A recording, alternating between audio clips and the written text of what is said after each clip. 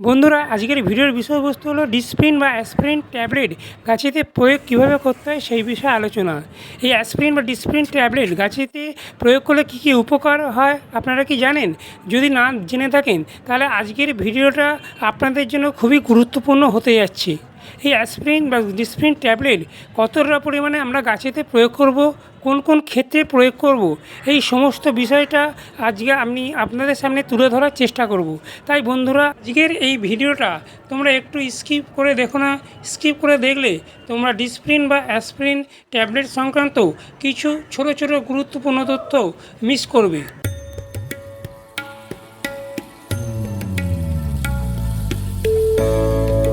নমস্কার বন্ধুরা, সঞ্জয় হর্টিকালচার চ্যানেলে তোমাদের সবাইকে স্বাগত। বন্ধুরা, আজকে টাইটেল আর থাম্বনেল দেখে বুঝে গেছো যে আজকে আমি তোমাদের সাথে কী বিষয় নিয়ে আলোচনা করতে যাচ্ছি। বন্ধুরা, এই হিউম্যান মেডিসিন ডিসপ্রিন বা অ্যাসপ্রিন ট্যাবলেট আমাদের বাগানিদের মুখে কেন বারবার উঠে আসে? সত্যি কি এটা আমাদের ছাদ বাগানে জাদুকরি হিসেবে কাজ করে? হ্যাঁ, জানলে অবাক হবেন। এই ডিসপ্রিন বা অ্যাসপ্রিন ট্যাবলেট প্রয়োগ করার ফলে কিছু কিছু ক্ষেত্রে খুব ভালো কাজ করে।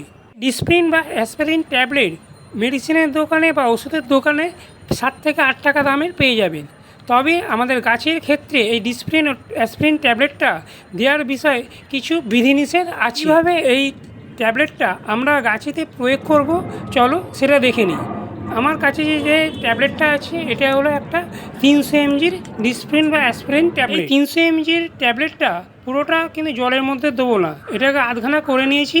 আধখানা করে 1 লিটার জলেতে অর্ধেকটা দিয়ে দেবো, এবং এই ডিসপ্রিন ট্যাবলেটটা খুব সহজেই কিন্তু জলের মধ্যে খুব তাড়াতাড়ি গুলে যায়।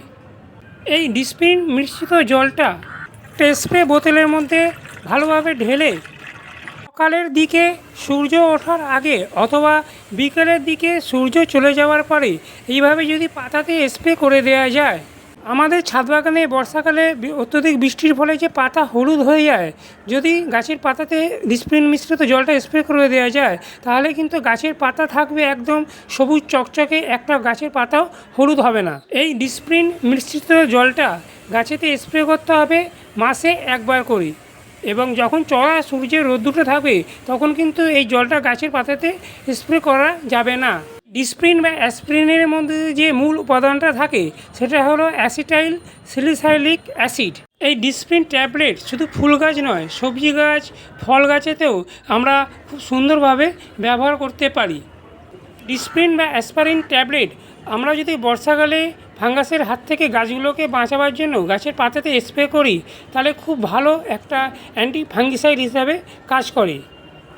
স্প্রে করার ছাড়াও একই পদ্ধতিতে যদি এই জলটা গাছের মাটিতে দেওয়া যায় তাহলে কিন্তু গাছের বৃদ্ধি যেরকমভাবে খুব দ্রুত, সেরকম গাছেতে ফুল ও ফলের সংখ্যা আসবে দ্বিগুণ, এবং গাছের পাতা থাকবে একেবারে সবুজ চকচকে।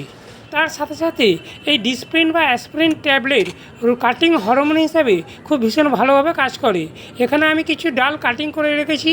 এই কাটিং ডালগুলোকে ডিসপ্রিন মিশ্রিত জলের মধ্যে 2 থেকে 3 ঘন্টা এইভাবে ভিজিয়ে রাখবো। কাটিং ডালগুলো থেকে রুট বেরোবার সম্ভাবনা 90 থেকে 95% চান্স থাকে।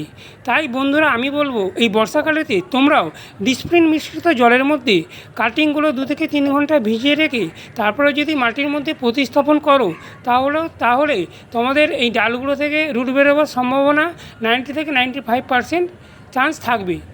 বীজ থেকে চারা তৈরি করার যে জার্মিনেশন প্রক্রিয়া, এই ডিসপ্রিন বা অ্যাসপ্রিন জলের মধ্যে যদি 2 থেকে 3 ঘন্টা ভিজিয়ে রাখা হয় তাহলে সেই জার্মিনেশন প্রক্রিয়াও খুব তাড়াতাড়ি হবে।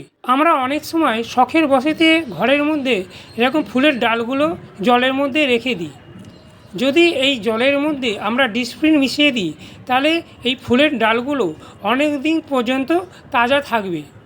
তাই বন্ধুরা, আমরা যখন ঘরের মধ্যে ফুলের ডালগুলো রাখবো, যদি ডিসপ্রিন মিশিয়ে রাখি তাহলে এই ফুলের ডালগুলো অনেক দিন তাজা রাখতে পারবো। বন্ধুরা, এই ডিসপ্রিন বা অ্যাসপ্রিন ট্যাবলেট বারবার কিন্তু আমাদের গাছেতে কখনোই প্রয়োগ করা যাবে না। এটা প্রয়োগ করতে হবে মাসে অন্তত একবার করে, এবং 300 mg যদি ডিসপ্রিন বা অ্যাসপ্রিন ট্যাবলেট হয় সেটা দিতে হবে আধখানা, আর যদি 150 mgর হয় সেটা 1 লিটার জলে একটা দিতে হবে। তাহলেই দেখবে আমাদের ছাদ বাগানে ফুল ও ফলের সংখ্যা যেরকম আসবে অগণিত, সেরকম আমাদের গাছগুলো থাকবে সবুজ চকচকে ও প্রাণবন্ত।